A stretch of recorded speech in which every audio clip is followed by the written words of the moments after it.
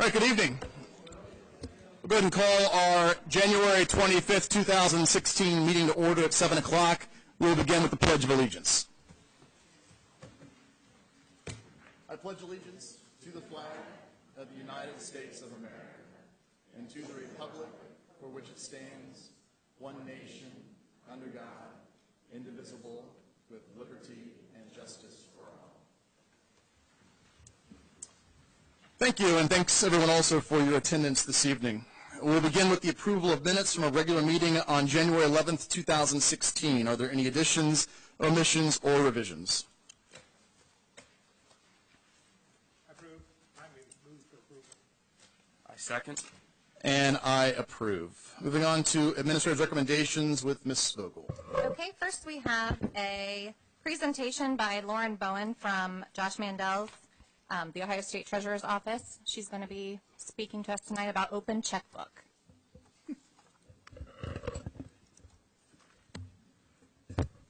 Good evening. Thank you all so much for having me out here.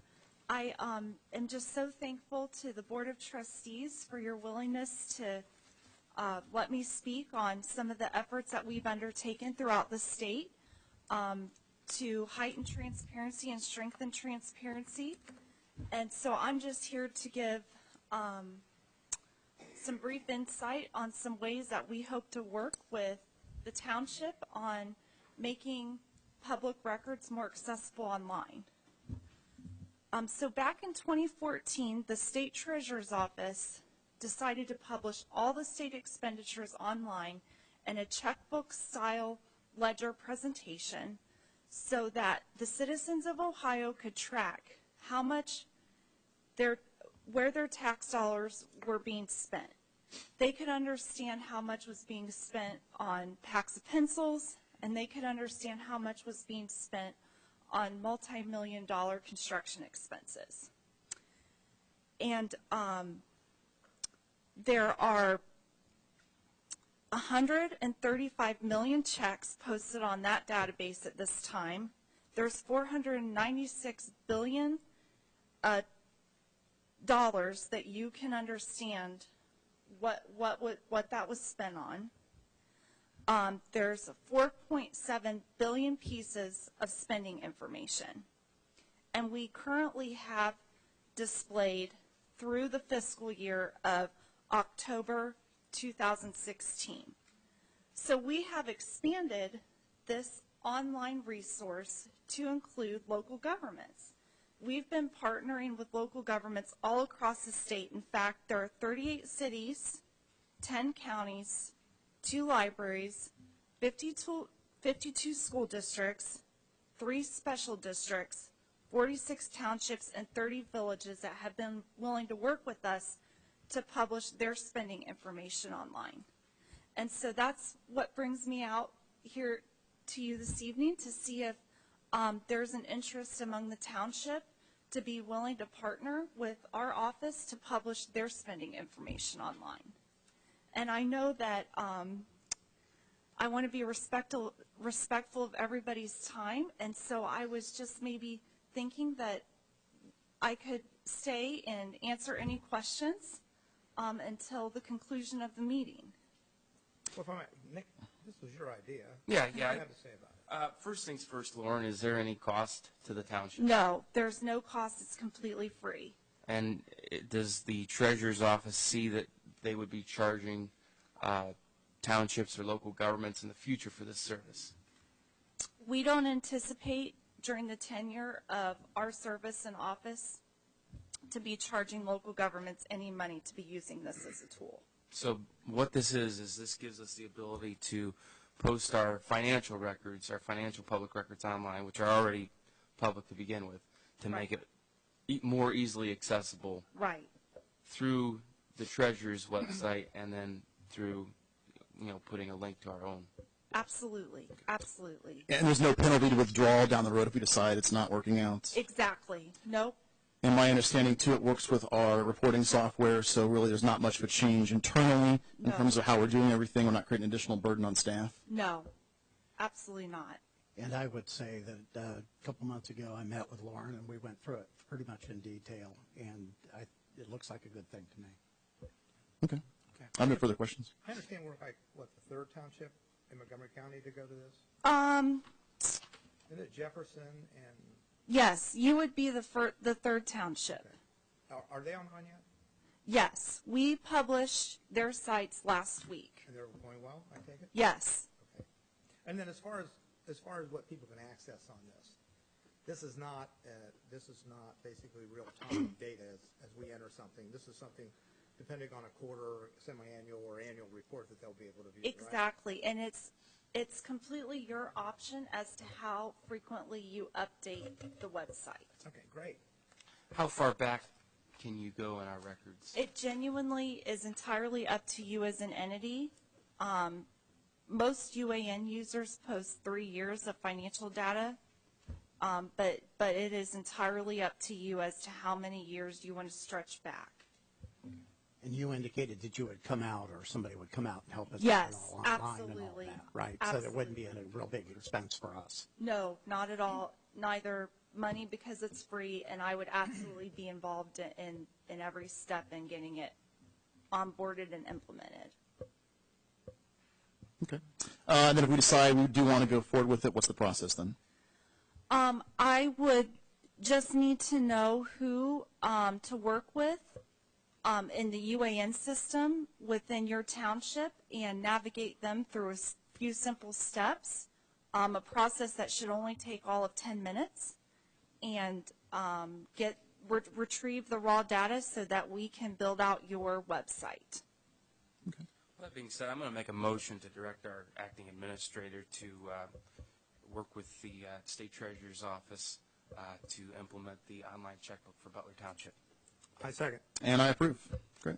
Easy enough. Thank you, Lauren. Thank you so much. Have a great night. Thank you all.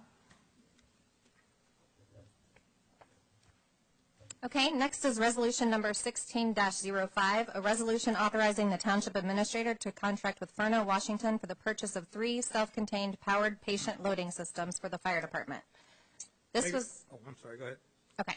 This was part of a grant that was accepted last year. It was the 2014 Assistance to Firefighters Grant Award. We accepted this award last year, and this is the first that we have spent. We would actually be reimbursed 95% of this total. Okay. So. Chief Elliott, anything else you want to add to that? Not this time. If you have any questions. I know we've discussed it several times. All right, make a motion to approve resolution 1605. I second. And I approve. Okay, next is resolution number 16-06, a resolution amending the Butler Township Personnel Policy Section 2A, Types of Appointments.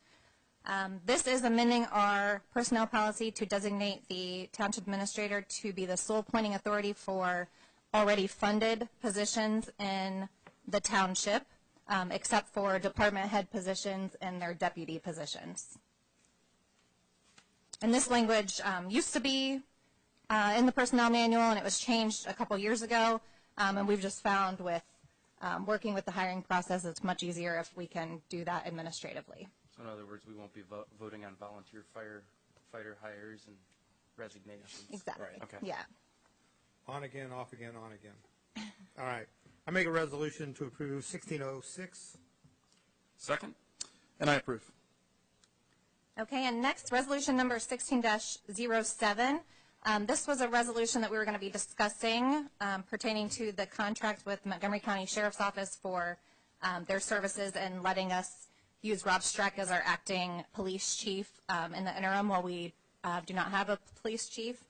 And that contract is still in the process with our legal counsel, so we are not going to be talking about the details of the contract tonight, except for possibly in executive session. But the decision to approve that will be taking place at our next meeting on February 8th. And I think it's important to note that we have to discuss the contract because there is going to be a payment for the chief's services as well as outlining, because it's a contractual relationship, the amount of time it lasts for, the amount of time put into it. That's not simply the chief was just here. So, Right. So in essence, that we also owe money from the period from the last meeting to this meeting. Yeah, there'll be a reimbursement for Rob's services to us, and we're working out what exactly what the rates will be and what the amount of time that he'll be spending with the township. So,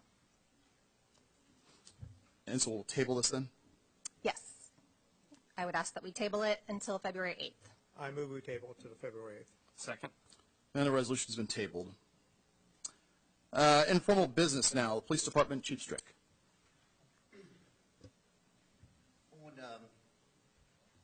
the 20th, Wednesday, we had a department-wide meeting. Everybody attended except one who's deployed. Other than that, the whole agency was there.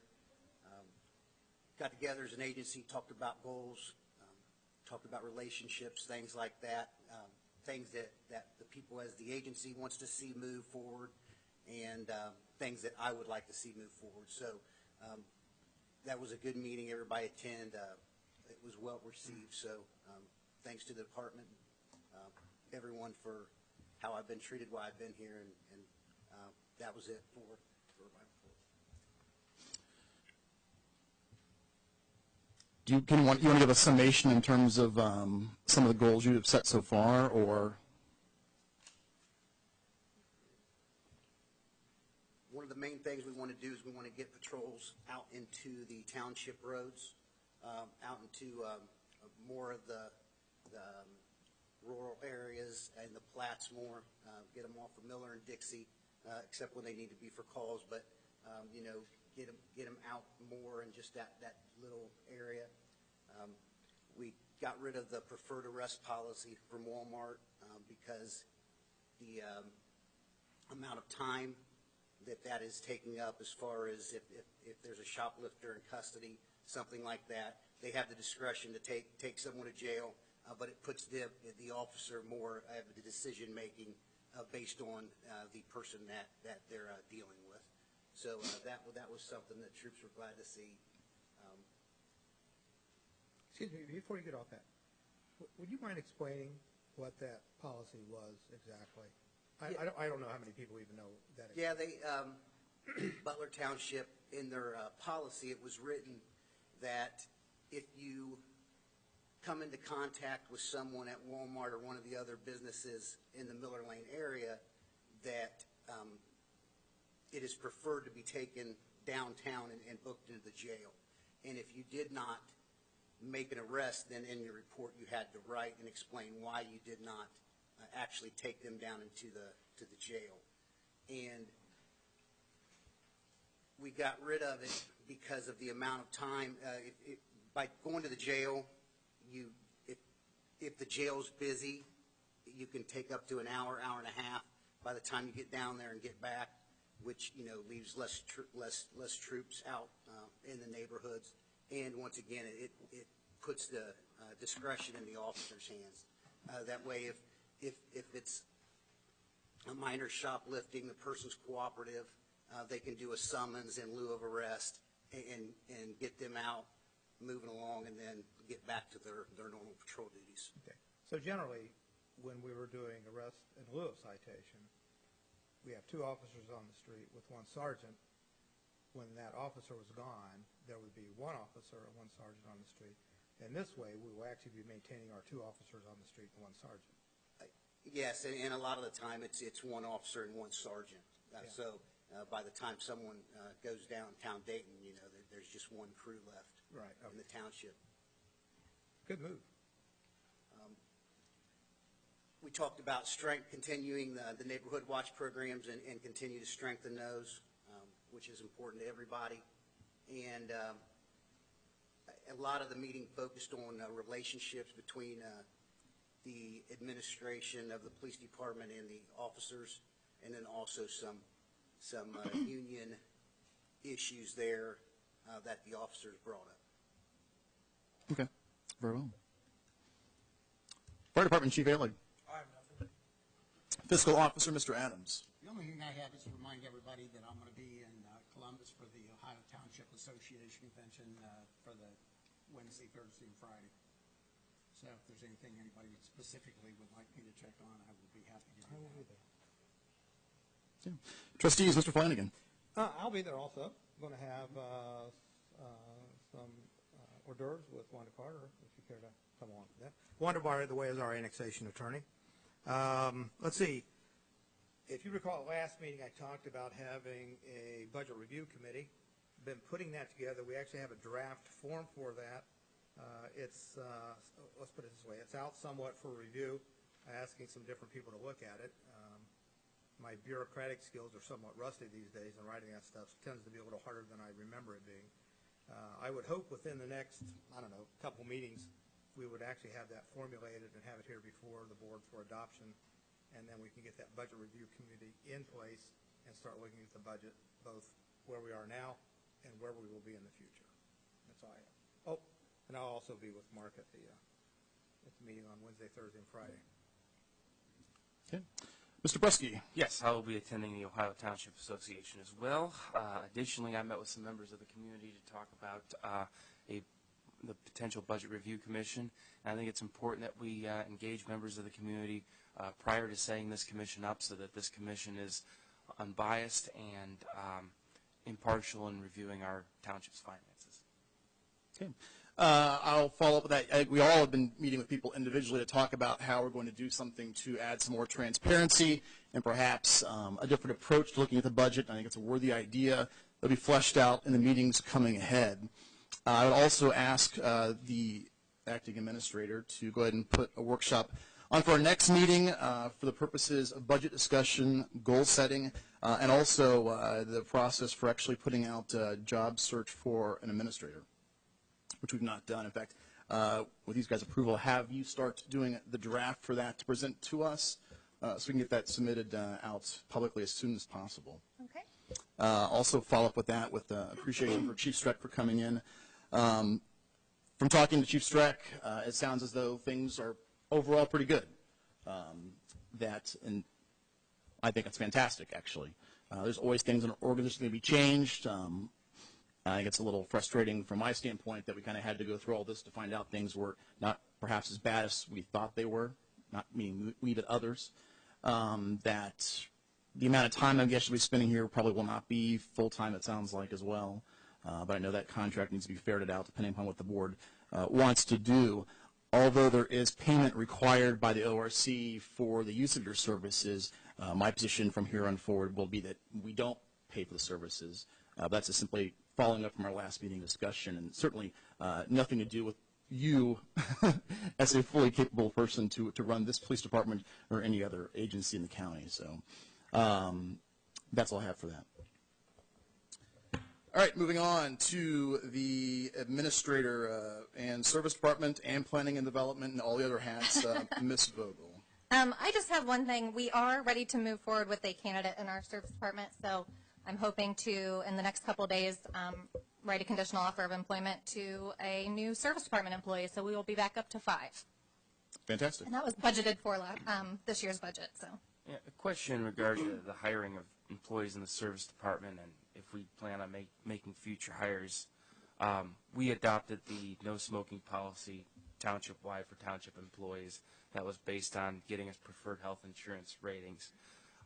Knowing that we require or eventually get our employees, our service department employees, to have commercial driver's licenses, and knowing that there's a shortage of truck drivers overall, and based upon the rates that we pay, is there the ability to take a second look at that just for the service department, or are there other options where we can bring employees in at different levels that might be able to match and broaden that category to find service department workers who don't smoke? Because I think that's probably going to be a challenge in the future for hiring. Okay, we can look at that. All right, anything else? No, that's it for me. All right, next up is the hearing of the public. If you have anything to say for the board, we ask you to step up to the podium, provide your name and address. Please try to keep it under a couple of minutes if you have anything to say, and make sure to speak into the microphone.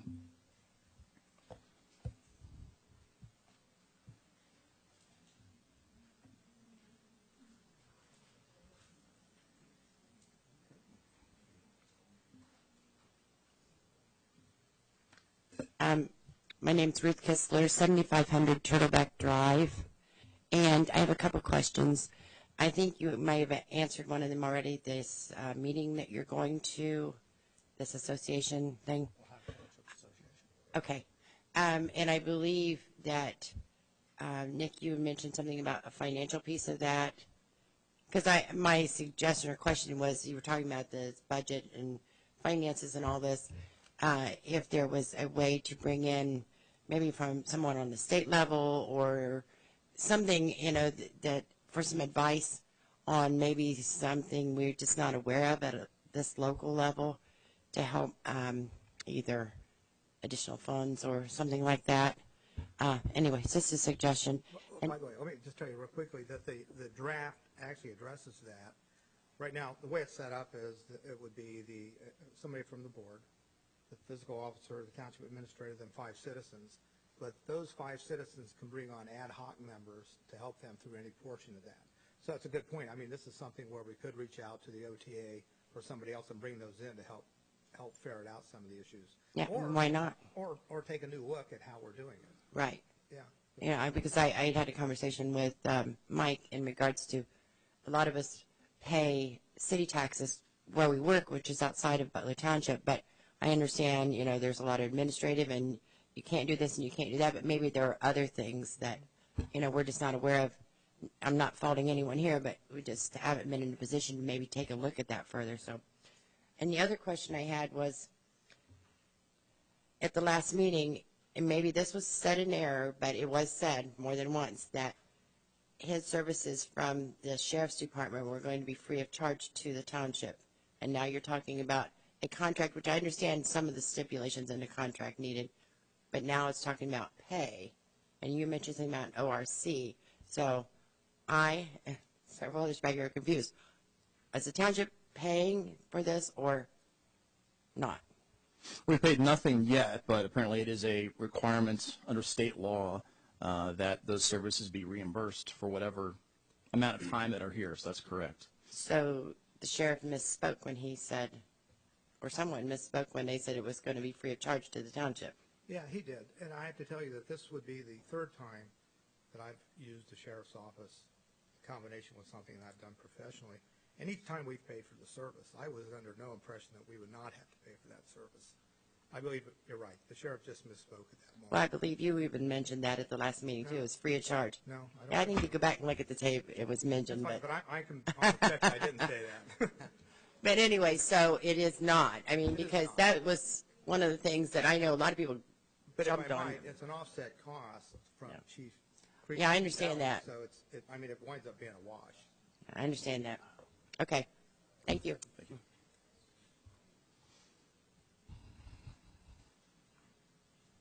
Anyone else?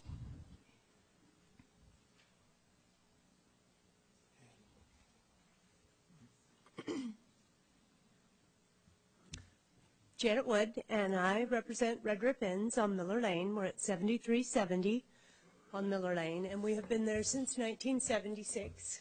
We've always paid our taxes. We've always supported Butler Township. We did not oppose the Jet Z, and we've had great faith in the police department and what they've done here recently. And just the comment about removing part of the progress that we've made has me a little concerned, because part of the Jet Z was put into place just for that, so we don't have problems that are repeated again and again and again and again. And I didn't realize there was any problem with the police officers until all of this started happening. And I'm still a little confused about what happened to even say there was a problem with the police department. So I know myself and some of the other businesses would like to know if you're going to take any of the other services away, because taking people to jail for crimes committed was a big part of the package. To stand and say, you can't do this here, you can't do it again and again and again. And that was just one piece of the puzzle, and how many of these other pieces are going to go away. And if you have any intention of also getting together with the business community that does pay the Jet Z to discuss these changes in policy of where the police are located and what they will and won't do to the criminals that come to our businesses. Excuse me, real quick. you want to just explain something about the meeting today? We had a meeting today with Jamie Walters over at Residence Inn, and she is kind of representing the businesses. I don't mean representing, but she's like at the forefront of representing the businesses, is going to try to reach out to everyone so that we can talk about this. But I believe the arrest policy in lieu of is not a blanket. We're not going to do it. It's just on those cases where the officer feels that a citation is a warrant over going to jail is when they're going to be doing that. So. Oh, sure. Sorry. We'll move this up a little bit more. Anyway, you think they could work more than 2 inches from your face. Anyway, what I was saying is we had met with Jamie Walters at the Residence Inn earlier today to discuss some of the issues in the Miller Lane area. I mean, my personal feelings are that you're not going to like this, but I feel in many ways the Miller Lane area has actually been short-shafted for the amount of money that they've actually paid, both in property taxes and the JED-Z for the amount of services that they actually get out of that area. But when we were talking with Jamie today, some of the issues were about these same issues, is how can we actually both improve delivery of services to Miller Lane and also to the residents of Butler Township. So one doesn't necessarily counteract the other one. Well, we're way far away from figuring that out, by the way. I agree. We want to keep the criminal element out.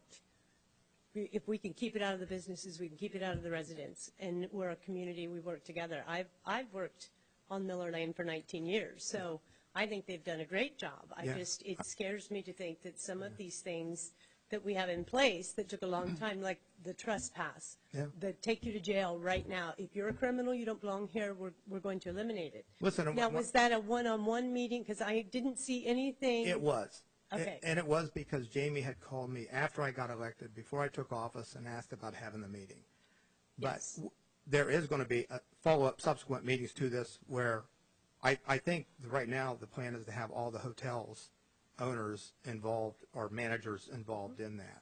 And by the way, while we're here, your name came up today and it was very complimentary, the fact that you've been at the forefront of a lot of this. When Danny Hobbs was here and all this stuff got started, I mean, your name was talked about quite a bit as being at the forefront of this and really getting this thing moving. And I'm not sure we were not against the JED-Z. I was. No. I'm talking about right. the no trespass those policy. Businesses, we were all for it. We were all for contributing our part to the services because it can get bad very quickly, and we don't want that. Anyway, but the other part that I'd asked the chief about was the arrest in lieu of policy, that it was not a blanket policy.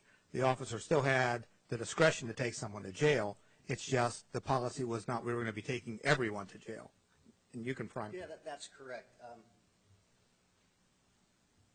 Can you hear him? Like today, part of the reason they wanted to get together is they didn't feel that there's enough patrols around the hotel areas. So, like we said, we're definitely not telling the officers they can't take someone to jail anymore. If somebody's doing something that they deserve to go to jail, and the officer believes, to get our message through, jail will be the best way, or if we don't think they'll show back up, jail is the best route to go, they can still do that. What we're trying to do right now is to figure out how to, with the amount of cars we have available, how to be out in the township, how to be patrolling out there to make sure everything's safe out in the township, and then also how to work Miller Lane and North Dixie and provide the patrols that the businesses want there. So that is the only reasoning behind it, is everybody that we come into contact with does not necessarily have to go down to the county jail. Between gas, the maintenance on the car, and then the officer being gone that long, there are times where a summons can do just as well for it. And once again, all we're trying to do right now is try to figure out how to provide the best services with the amount of vehicles or amount of officers we have available.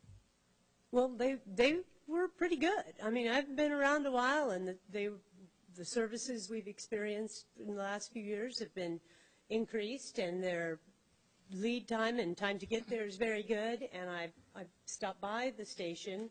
I've had questions, and there's been no meeting posted for the businesses that I can see unless I've missed it. So that's kind of my goal, is to get.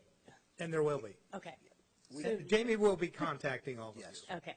Yeah, that was one of the goals today, is to start up that business group again. Because they were, make no mistake, they were very good. We were very happy with the services. We understand that, and the reason response is so well on Miller Lane and North Dixie is because we're always there.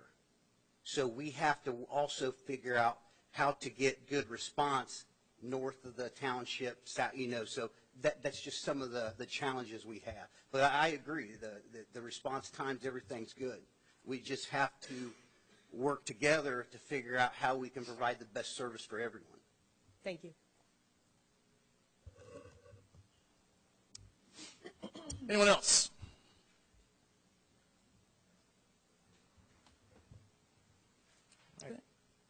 No one? Oh.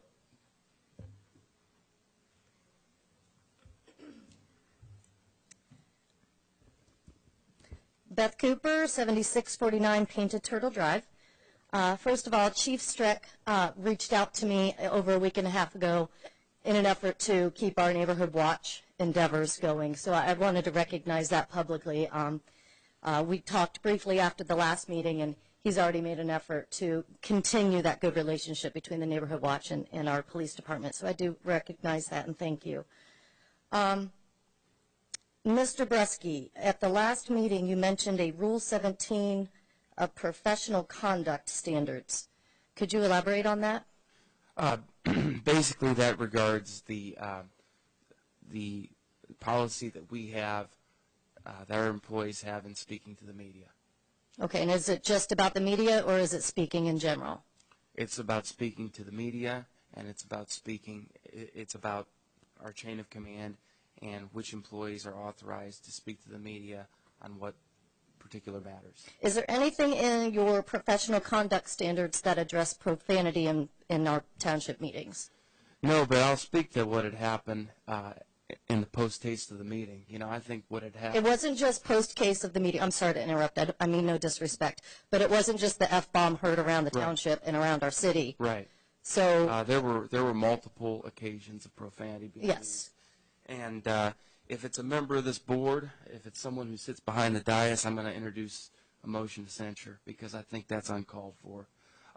If it's an employee that's under our command, we're going to have to, follow our disciplinary procedures. We can't do that with an employee who's under our command.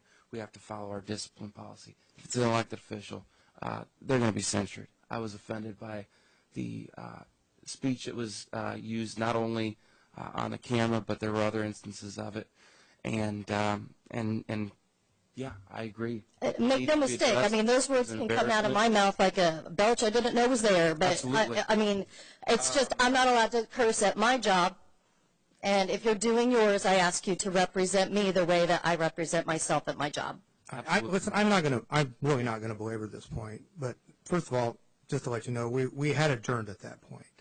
There were words that were used throughout the meeting, including from my beloved chief. Just the one that's really at the crux to this, though. Let me just address that, and then the rest. The rest I'll work on. Okay. The fact of the matter is, what happened at the end of that meeting is I went to Mike and I said, I believe if you quit playing all this out in the media, we can still work together. And Mike, do you care to say what you said? Stop pointing at me. And that wasn't all that you actually said. No. That's what I said when we started out, Mike. And then what did you say after that? Stop pointing at me and act professional? You said, I will start working with you when you start acting professional. I can tell you right now that nobody is going to talk to me in a condescending tone of voice. Listen, I don't care. Fine. Have your laugh. Get it out. All right. Listen, you can, fine, go on. Let me know when you're done. All right, let's move this. No, we're not done yet, Mike. I'm giving it to you. Go ahead. Anyway, this is the second time I've approached Mike about working together. It's the last time I'm doing it. I'm willing to work with anyone to move the township forward. I expect everyone up here to be treated in the same fashion. condescending, talking down to is not the way to get to me, and I can guarantee you, you will probably get that response every time out of me. The difference is next time it will be very quiet, and it will be off the record, and it will be out of this room, not in here. I can guarantee you. That's the last time you'll hear that out of my mouth in this room. And I'll tell you what, for anybody that was offended by it, and probably everybody here, I'm sorry. It was not directed at you. It was directed at Mike and solely at Mike. But you represent us, and we want you to represent us in a dignified way. And I just said, Please.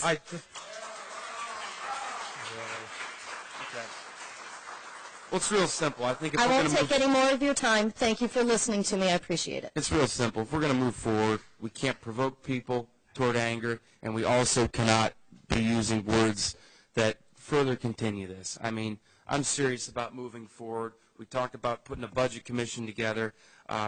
You know, if we're serious about moving forward, we're going to choose our words correctly, regardless of whether they're curse words or whether they're words that might provoke anger. We have to talk about policies. We need to get the personalities out of the way if we have any expectation of moving forward. And I agree with Nick 100%.